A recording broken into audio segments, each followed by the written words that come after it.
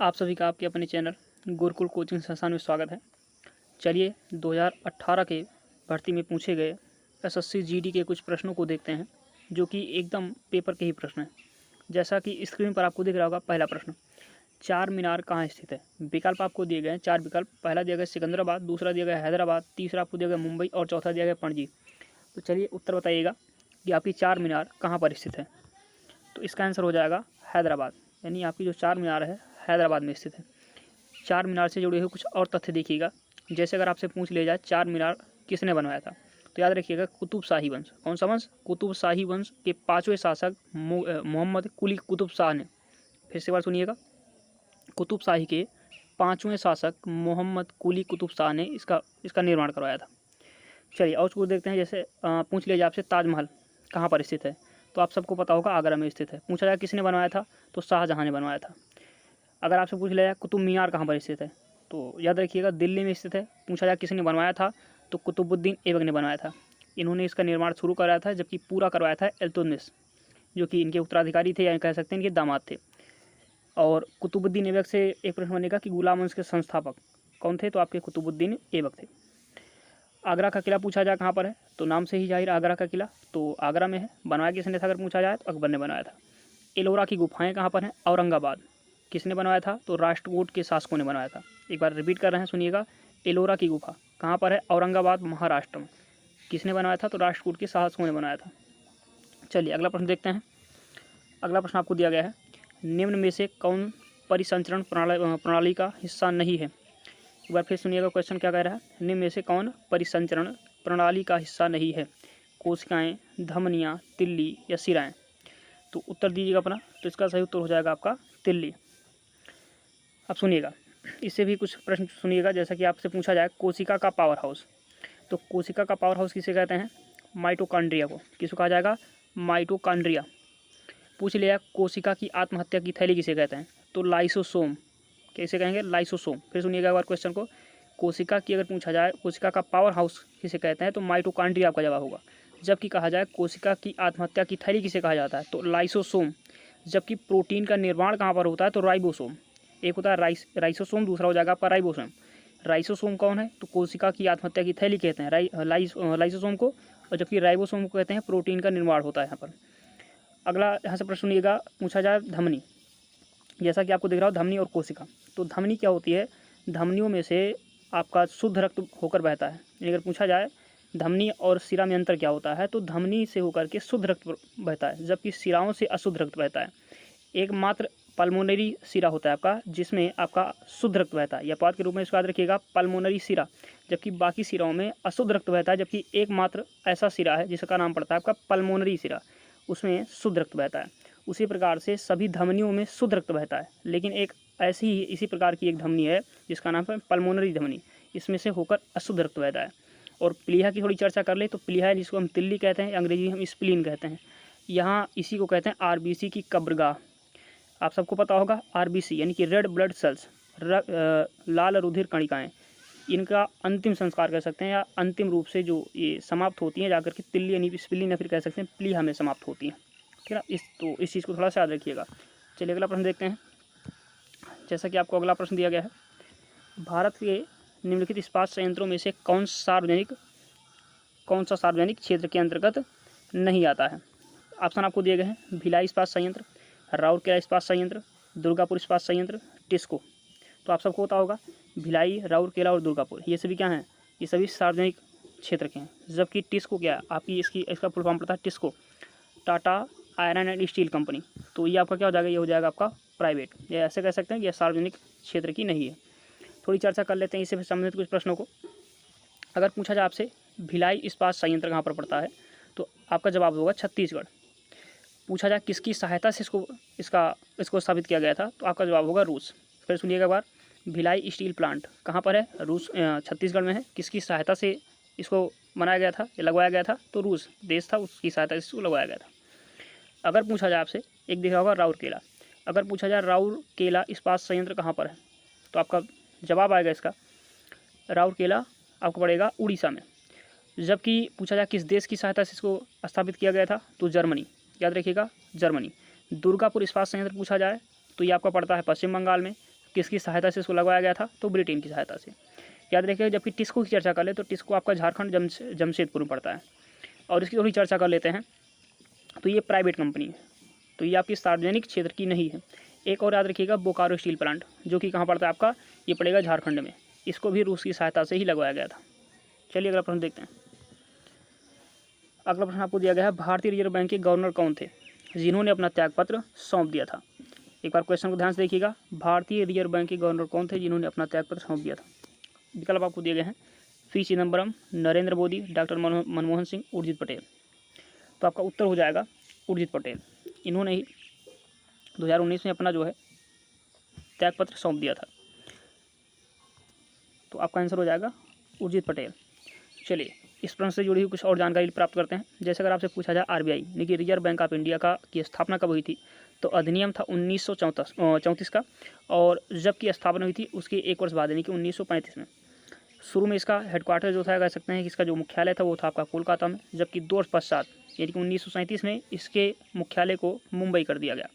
अगर पूछा जाए किस समिति की सिफारिश पर हुई थी, तो समिति आपकी यंग हिल्टन समिति। इसके पहले गवर्नर पूछे जाएँ तो ओसबॉर्न स्मिथ थे पहले गवर्नर, जबकि पहले भारतीय गवर्नर पूछे जाएँ तो सीडी देशमुख थे। वर्तमान के पूछे जाएंगे तो 25वें गवर्नर हैं इस समय इसके शक्तिकांत दास। याद रखिएगा, एक बार फिर से रिपीट कर रहे हैं। आरबीआई की स्थापना पूछी जाए तो 1934 का अधिनियम था, 1935 में स्थापना हुई थी। कोलकाता इसका मुख्यालय था स्थापना के समय, किंतु 2 वर्ष के पश्चात यानी 1937 में इसका मुख्यालय मुंबई कर दिया गया। वर्तमान में भी सब मुंबई में है। समिति पूछी जाए यंग हिल्टन समिति। अगर पूछा जाए कि इसके पहले गवर्नर कौन थे, तो ओसबॉर्न स्मिथ थे, जबकि पूछा जाए पहले भारतीय गवर्नर कौन थे, तो सीडी देशमुख थे। और वर्तमान में पूछा जाए कि किस नंबर के गवर्नर हैं, तो याद रखिएगा 25वें नंबर के। कौन है? तो शक्तिकांत दास इस समय। चलिए अगला प्रश्न देखते हैं। अगला प्रश्न आपको दिया गया है, किस पाकिस्तानी जनरल ने वर्ष 1999 में अपने देश में सैन्य शासन लागू किया था? विकल्प आपको दिए गए हैं, परवेज मुशर्रफ, जियाउद्दीन भट्ट, उमर जावेद और राहील शरीफ दिया गया। तो आपकी जानकारी के लिए बताना चाहेंगे, परवेज मुशर्रफ। हुआ क्या, इन्होंने उस समय जो प्रधानमंत्री थे उनके ऊपर इन्होंने महाभियोग लगा करके उनको पद से हटा दिया और खुद अपना शासन, क्योंकि उस समय कमांडर थे सेना के, और खुद जो है गद्दी पर बैठ गए। आने वाले समय इन्होंने 1999 में उनको हटाया और 2001 में ये खुद राष्ट्रपति बन जाते हैं। और इससे थोड़ी जुड़ी और जानकारी प्राप्त कीजिएगा। जैसे आपसे पूछा जाए, अगर पूछा जाए ये कब से कब, यानी परवेज मुशर्रफ जो आपके थे ये 20 जून 2001 को खुद राष्ट्रपति बनते हैं और 18 अगस्त 2008 तक राष्ट्रपति रहते हैं। अगर और पूछा जाए इससे, यानी अगर पाकिस्तान से संबंधित प्रश्न पूछा जाए कि भारत के कौन कौन से राज्य हैं जो कि पाकिस्तान से सीमा साझा करते हैं, तो पंजाब है, गुजरात है, राजस्थान है, जम्मू और कश्मीर है। फिर से बात सुनिएगा इसको, पंजाब है, गुजरात है, राजस्थान है, जम्मू एंड कश्मीर है। तो इसको आप एक ट्रिक से भी याद कर सकते हैं, पंगुराज। पंगुराज, प से हो जाएगा पंजाब, गु से हो जाएगा गुजरात, रा से हो जाएगा राजस्थान और जा से हो जाएगा जम्मू एंड कश्मीर। चलिए अगला प्रश्न देखते हैं। तो इसको ऐसे देखिएगा, आपका यहाँ उत्तर हो जाएगा आपका परवेज मुशर्रफ, यानी पहला आपका आंसर हो जाएगा। चलिए अगला प्रश्न देखते हैं। अगला प्रश्न कहा गया है, किस खिलाड़ी ने 2006 में पाकिस्तान के विरुद्ध पहले मैच में पहले ही मैच यानी मैच के पहले ही ओवर में हैट्रिक ली थी? ध्यान दीजिएगा, यानी पहले ओवर में हैट्रिक ली थी। और इस प्रकार वो ऐसा करने वाले पहले और आज तक के अंतिम गेंदबाज बने। यानी कहने का मतलब कौन सा प्लेयर था भारत का जिन्होंने पाकिस्तान के खिलाफ मैच के पहले ही ओवर में हैट्रिक ले ली थी, और ऐसा करने वाले आज तक के, ठीक है ना, एकमात्र गेंदबाज बने हुए हैं। तो इसका उत्तर हो जाएगा आपका इरफान पठान।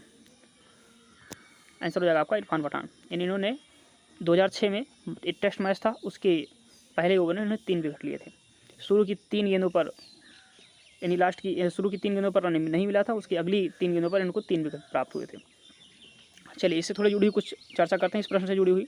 अगर आपसे पूछा जाए आईसीसी का हेडक्वार्टर कहाँ पर है, आप कहेंगे दुबई पर। इसकी स्थापना कब हुई थी? तो 1909 में हुई थी। जबकि बीसीसीआई की बात कर लें, जो कि भारत में क्रिकेट काउंसिल है आपकी, उसके पूछी जाए कि वह उसका हेडक्वार्टर कहाँ पर है, तो वानखेड़े स्टेडियम में। जबकि पूछा जाए इसके अध्यक्ष कौन है, सौरभ गांगुली। और जबकि आईसीसी के कौन है, याद रखिएगा इसके ग्रेग बर्कले हैं। फिर से एक बार बता दें आपको, आईसीसी का अगर पूछा जाए हेडक्वार्टर कहाँ पर है, दुबई में है। स्थापना कब हुई थी? 1909 में हुई थी। जबकि इसके अध्यक्ष कौन है, तो ग्रेग बर्कले। फिर से बता दें, ग्रेग बर्कले इसके क्या हैं, इस समय अध्यक्ष हैं आईसीसी के। जबकि बीसीसीआई की चर्चा कर लें, स्थापना हुई थी 1928 में। इसका मुख्यालय कहाँ पर है, तो वानखेड़े स्टेडियम मुंबई में। जबकि इसकी चर्चा कर लें अध्यक्ष कौन है? तो सौरभ गांगुली इसके अध्यक्ष हैं। उपाध्यक्ष पूछा जाएगा तो राजीव शुक्ला। चलिए, और सीईओ पूछा जाए तो कौन है? आईसीसी के आप कह सकते हैं मनु साहनी। अगला प्रश्न आपको दिया गया है। अगला प्रश्न देखते हैं। कहा गया है निम्न में से कौन भारतीय शास्त्रीय संगीत के प्रख्यात गायिका हैं? यानी कहने के मतलब आपसे क्वेश्चन कहा जा रहा है निम्न में से कौन भारतीय शास्त्रीय संगीत के प्रख्यात गायिका हैं? विकल्प आपको दिए गए शुभा मुद्गल, पूर्णिमा शर्मा, नैना देवी या रीता गांगुली। तो आपका उत्तर हो जाएगा शुभा मुद्गल। ये भारतीय शास्त्रीय संगीत के प्रख्यात गायिका हैं। तो आपका आंसर हो जाएगा शुभा मुद्गल। इससे जुड़ी थोड़ी चर्चा करते हैं। अगर पूछा जाए भारतीय शास्त्रीय नृत्य तो याद रखिए, अगर पूछा जाए भरतनाट्यम कहाँ का है, यानी पूछ लिया जाए अगर आपसे भरतनाट्यम कहाँ का शास्त्रीय नृत्य है तो आप कहेंगे तमिलनाडु का। कथकली पूछा जाए या मोहिनीअट्टम पूछा जाए तो केरल का। कथक पूछा जाए उत्तर प्रदेश। ओडिसी पूछा जाए ओडिशा का, जैसे नाम से ही दिख रहा है आपको ओडिसी ओडिशा। मणिपुरी पूछा जाएगा तो मणिपुर। कुचिपुड़ी पूछा जाएगा आंध्र प्रदेश। एक बार फिर से रिपीट कर रहे हैं आपके, भरतनाट्यम तमिलनाडु, कथकली या मोहिनीअट्टम केरल, कथक उत्तर प्रदेश, ओडिसी ओडिशा, मणिपुरी मणिपुर, कुचिपुड़ी आंध्र प्रदेश। तो यहाँ से इतने आपके प्रश्न बन सकते हैं। चलिए अगला प्रश्न देखते हैं। अगला प्रश्न आपसे कहा गया 5 मार्च 1931 को संवैधानिक सुधारों की शर्तों पर बातचीत करने के लिए भारतीय राष्ट्रीय कांग्रेस की ओर से गांधी ने किसके साथ उच्च स्तरीय आधिकारिक बैठक में भाग लिया था? फिर से एक बार प्रश्न को सुनिएगा। कहा गया है 5 मार्च 1931 को संवैधानिक सुधारों की शर्तों पर बातचीत करने हेतु बातचीत करने के लिए भारतीय राष्ट्रीय कांग्रेस की ओर से गांधी ने किस उच्च स्तरीय आधिकारिक बैठक में भाग लिया था? विकल्प आपको दिया गया है Lord Ripon, Lord Clive, Lord Curzon या लॉर्ड इरविन। तो जानकारी के लिए बताएंगे, उस समय दौर था गोलमेज सम्मेलन का। सन 1930 में पहला गोलमेज सम्मेलन हुआ था जिसमें गांधी जी नहीं गए थे। उसके पश्चात उन्हीं को मनाने के लिए 1931 में इरविन और गांधी के बीच में समझौता होता है। उसी को नाम दिया गया गांधी इरविन समझौता। ये होता है 5 मार्च 1931 को। तो आपका उत्तर हो जाएगा लॉर्ड इरविन। यहाँ से कुछ प्रश्न को देखते हैं जो कि आपकी परीक्षा में आ सकते हैं। अगर पूछा जाए 1930 पूछा जाएगा तो आप यानी पूछा जाए प्रथम गोलमेज सम्मेलन कब हुआ था तो 1930 आपका जवाब होगा। द्वितीय गोलमेज सम्मेलन कब हुआ था 1931। जबकि तृतीय गोलमेज सम्मेलन पूछा जाए तो 1932 में। इतना याद रखिएगा, मात्र एक में यानी दूसरा गोलमेज सम्मेलन था जिसमें महात्मा गांधी ने भाग लिया था। न पहले में गए थे न तीसरे में गए थे, मात्र दूसरे में। तो क्वेश्चन पूछा जा सकता है कि वह कौन सा गोलमेज सम्मेलन था जिसमें महात्मा गांधी ने भाग लिया था? तो दूसरा था। जबकि क्वेश्चन पूछा जाएगा, आपसे पूछा जा सकता है कि कौन सी जहाज़ से गए थे? तो जहाज़ आपकी थी SS राजपूताना। इस जहाज़ से महात्मा गांधी ब्रिटेन गए थे द्वितीय गोलमेज सम्मेलन में भाग लेने के लिए। जबकि विंस्टन चर्चिल एक व्यक्ति था, जब ये गांधी जी पहुँचते हैं ब्रिटेन तो उनको देखकर उनको एक नाम से पुकारता है, कहता है इनको अर्धनंगा फ़कीर। तो याद रखिएगा, अगर पूछा जाए कि महात्मा गांधी को अर्धनंगा फ़कीर किसने कहा था तो विंस्टन चर्चिल, नाम याद रखिएगा। चलिए अगला प्रश्न देखते हैं। अगला प्रश्न आपसे कहा गया खरीफ फसलों को मौसम की शुरुआत के साथ बोई जाने वाली फसलों के रूप में वर्णित किया जा सकता है। यानी कहने का मतलब क्या है कि खरीफ की फसलें, ऐसे समझिएगा क्वेश्चन को। कहा गया खरीफ की फसलों को मौसम यानी किस मौसम के रूप में या शुरुआत के साथ बोई जाने वाली फसलों के रूप में वर्णित किया जा सकता है। तो आपको विकल्प दिया गया शीत ऋतु, वर्षा ऋतु, बसंत ऋतु या फिर ग्रीष्म ऋतु। तो खरीफ आपको बता देंगे, खरीफ और दूसरी रबी। खरीफ फसलें होती क्या आपको पता होगा, करीब करीब आपकी बोई जाती हैं वर्षा ऋतु के करीब, यानी आप मान सकते हैं जून और जुलाई के करीब। तो जून और जुलाई में होता क्या, वर्षा ऋतु आ जाती है। तो वर्षा ऋतु में बोई जाती हैं और शीत ऋतु तक क्या होती है, शीत ऋतु जब आने वाली होती है इनको काट लिया जाता है। जबकि हम बात करें दूसरी फसल की, रबी की फसल, तो जब शीत ऋतु आती है या शीत ऋतु के प्रारंभ में उसको बोया जाता है, जबकि शीत ऋतु के अंत में उसको काटा जाता है। तो यहाँ आपसे पूछा गया आपसे कि खरीफ की फसलें जो हैं, पर प्रश्न को देखिएगा, क्वेश्चन कहा जा रहा है आपसे खरीफ फसलों के मौसम की शुरुआत में के साथ बोई जाने वाली जो आपकी फसल है उसको हम किस रूप में जान सकते हैं, फिर किस मौसम के तौर पर शुरुआत में उसको हम कह सकते हैं। तो आपकी है ये देखिए वर्षा ऋतु, क्योंकि बारिश आपको पता होगा खरीफ फसलें कौन कौन सी होती हैं। जैसे चावल हो गया आपका, ठीक है, चावल के साथ साथ आप कपास कह सकते हो, आप हल्दी कह सकते हैं, ठीक है ना, मूंगफली कह सकते हैं। ये सब होती क्या है, ये सभी फसलें आपकी खरीफ फसलें कहलाती हैं। जबकि हम बात कर लें रबी की फसलें तो आपका गेहूँ हो गया, चना हो गया, तिलहन हो गया, ठीक है ना, ये सभी केवल कहलाती हैं आपकी रबी की फसलें। तो आप सभी को पता है कब ये बोई जाती है और कब काटी जाती हैं। तो चावल वगैरह कब बोए जाएंगे आपको पता है, यानी धान आपका बोया जाता है करीब करीब जून या जुलाई के करीब करीब, और जबकि काटा जाता है अक्टूबर नवंबर में। और गेहूँ की चर्चा कर ले, नवंबर में बोया जाता है और काटा जाता है सबसे उसके अंत में, यानी करीब कह सकते हैं मार्च या फरवरी के करीब करीब काटा जाएगा, मार्च या अप्रैल में। तो इस प्रकार से फसलों की को डिवाइड किया गया 2 भागों में। अगला प्रश्न देखते हैं। अगला प्रश्न आपसे कहा गया है नीली क्रांति संबंधित है। यहाँ से देखिएगा बहुत महत्वपूर्ण प्रश्न जो कि पूछा जा सकता है।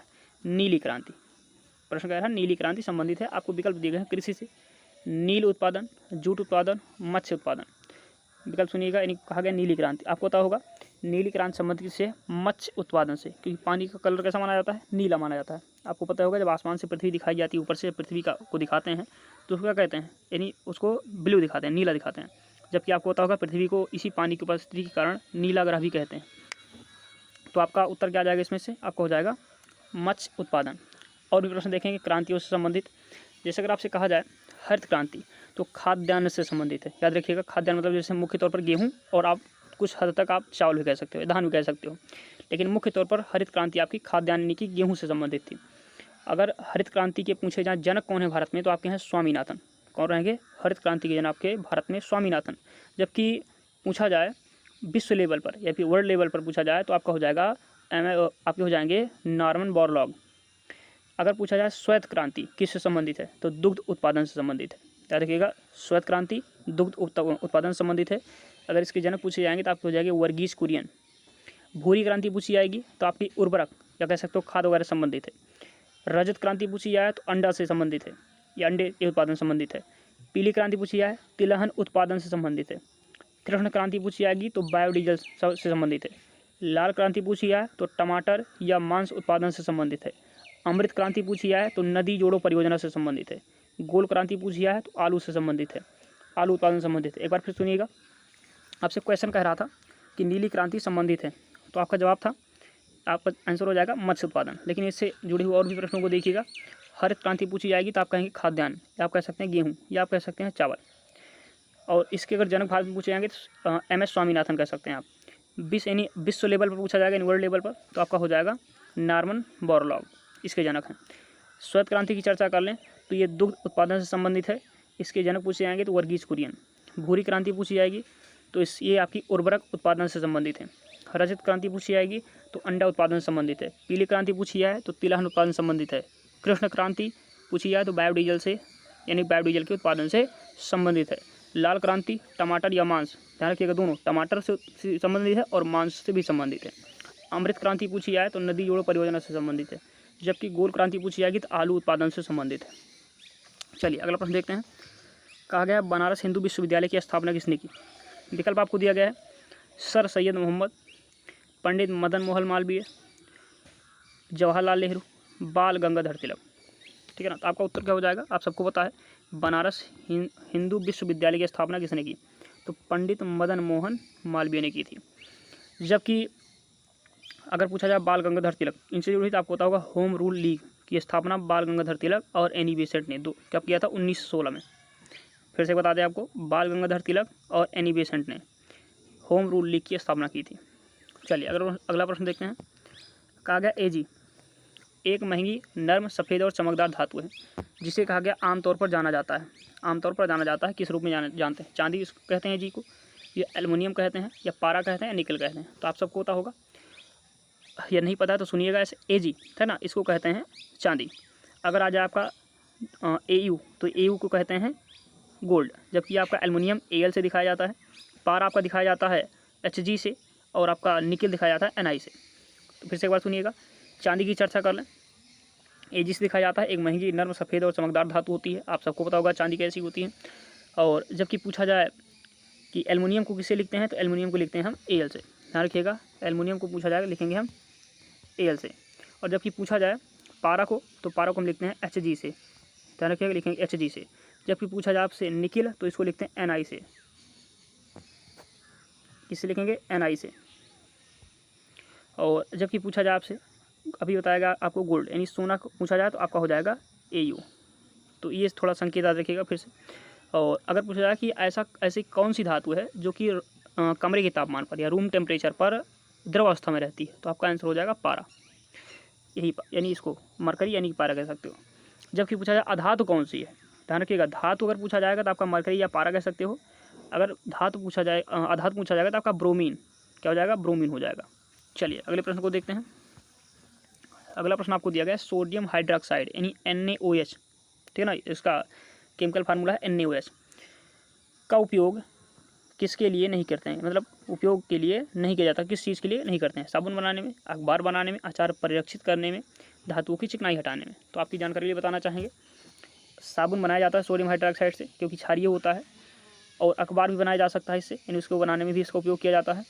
धातुओं की चिकनाई को हटाने में भी इसका प्रयोग करते हैं, जबकि आचार को परिरक्षित करने में नहीं किया जा सकता, ठीक है ना। तो आपका आंसर क्या हो जाएगा, आचार को परिरक्षित करने में इसका उपयोग नहीं किया जाएगा। चलिए अगला प्रश्न देखते हैं। अगला दिया गया फरवरी 2019 में BCCI के कार्यवाहक अध्यक्ष कौन थे? फरवरी 2019 में BCCI के कार्यवाहक अध्यक्ष कौन थे? विकल्प आपको दिया गया अनुराग ठाकुर, CK खन्ना, शशांक मनोहर, विनोद रॉय। तो कार्यवाहक जो आपके अध्यक्ष थे उस समय थे CK खन्ना। कौन थे? CK खन्ना, यानी आपके क्या थे, कार्यवाहक अध्यक्ष रह चुके हैं BCCI के। BCCI से थोड़ी चर्चा कर लें, अभी बताया गया आपको। इसका अगर पूछा जाए हेडक्वार्टर यानी मुख्यालय पूछा जाए तो आपका वानखेड़े स्टेडियम मुंबई में पड़ेगा। कहाँ पड़ेगा? वानखेड़े स्टेडियम मुंबई में। जबकि इसके अध्यक्ष पूछे जाएंगे वर्तमान में सौरभ गांगुली। उपाध्यक्ष अगर इसके पूछे जाएंगे तो बताइए उपाध्यक्ष इसके कौन हो जाएंगे? उपाध्यक्ष इसके कौन हो जाएंगे बताइए, अभी थोड़ी देर पहले बताया गया था।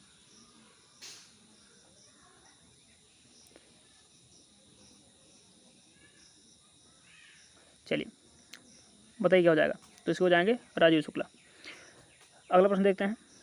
अगला प्रश्न दिया गया आपको, इससे जुड़ी थोड़ी सी और चर्चा कर लेते हैं। जैसे आपको पूछा जाए BCCI वानखेड़े स्टेडियम मुंबई, सौरभ गांगुली, आपको पता है उपाध्यक्ष आपके राजीव शुक्ला हैं। अगर पूछा जाए आपसे IOC, अब कहेंगे ये क्या है, तो ये आपका इंटरनेशनल ओलंपिक कमेटी, ठीक है ना। अगर इसके अध्यक्ष पूछे जाएँ तो थॉमस वाक, फिर से बार सुन लीजिए, यानी अंतर्राष्ट्रीय ओलंपिक समिति के अध्यक्ष पूछा जाए तो आप कह सकते हैं थॉमस वाक, क्योंकि हाल ही में ओलंपिक संपन्न हुआ है तो पूछा जा सकता है। अगर आपसे पूछा जाए FIS यानी हो जाएगा आपका फेडरेशन ऑफ इंटरनेशनल हॉकी, यानी अंतर्राष्ट्रीय हॉकी महासंघ, हिंदी में कहेंगे इसको अंतर्राष्ट्रीय हॉकी महासंघ। इसके अगर आपके अध्यक्ष पूछे जाए नरेंद्र बत्रा, कौन होंगे? नरेंद्र बत्रा। फिर से बार क्वेश्चन सुनिएगा, क्वेश्चन आपका पूछा गया था, क्वेश्चन पूछा गया था कि फरवरी 2019 में BCCI के कार्यवाहक अध्यक्ष कौन है? तो आपका उत्तर हो जाएगा CK खन्ना। कौन हो जाएगा? CK खन्ना, ठीक है ना। लेकिन इससे जुड़ी थोड़ा और भी जानकारी लेते हैं। BCCI एक बार फिर सुनिएगा, वानखेड़े स्टेडियम इसका मुख्यालय पड़ता है, मुंबई में पड़ेगा ये आपका। सौरभ गांगुली इसके इस समय के अध्यक्ष हैं, उपाध्यक्ष इसके राजीव शुक्ला। जबकि IOC यानी कि इंटरनेशनल ओलंपिक कमेटी, यानी कि अंतर्राष्ट्रीय ओलंपिक समिति के अगर अध्यक्ष पूछे जाएंगे थॉमस वाक। जबकि FIS यानी कि फेडरेशन ऑफ इंटरनेशनल हॉकी की अगर पूछे जाएंगे यानी अंतर्राष्ट्रीय हॉकी महासंघ, तो हो जाएंगे इसके नरेंद्र बत्रा। चलिए एक प्रश्न और देखेंगे, इसके पश्चात अगली जो बाकी की 10 प्रश्न बचेंगे उसको अगली वीडियो में बताया जाएगा। जैसा कहा गया सबसे बड़ा नदी महाद्वीप, सबसे बड़ा नदी द्वीप मांजुली निम्नलिखित में से किस नदी में स्थित है? क्वेश्चन को सुनिएगा, सबसे बड़ा नदी द्वीप मांजुली, ठीक है ना। अगर एक प्रश्न यहाँ से आपको और मिलेगा कि सबसे बड़ा अगर पूछा जाए नदी महाद्वीप यानी नदी द्वीप क्या है, तो आपका उत्तर हो जाएगा मांजुली। निम्नलिखित में से किस नदी में स्थित है? तो आपका उत्तर हो जाएगा ब्रह्मपुत्र, ठीक है ना। मिस टाइपिंग हुई है, इसको थोड़ा ध्यान रखिएगा। इसका यह है आपका ब्रह्मपुत्र, ठीक है ना, इसी में आपकी स्थित है मांजुली। ब्रह्मपुत्र से थोड़ी जानकारी देना चाहेंगे आपको। सबसे बड़ी भारत की पूछा जाएगा, इस भारत की सबसे बड़ी नदी, ठीक है ना, आयतन के आधार पर, तो आपका आंसर हो जाएगा ब्रह्मपुत्र। जबकि अगर पूछा जाए सबसे लंबी नदी लंबाई के आधार पर, तो आपका हो जाएगा गंगा। उसकी लंबाई करीब करीब आपकी पड़ेगी 2525 किलोमीटर, या कहीं कहीं आपको मिल जाएगा 2520।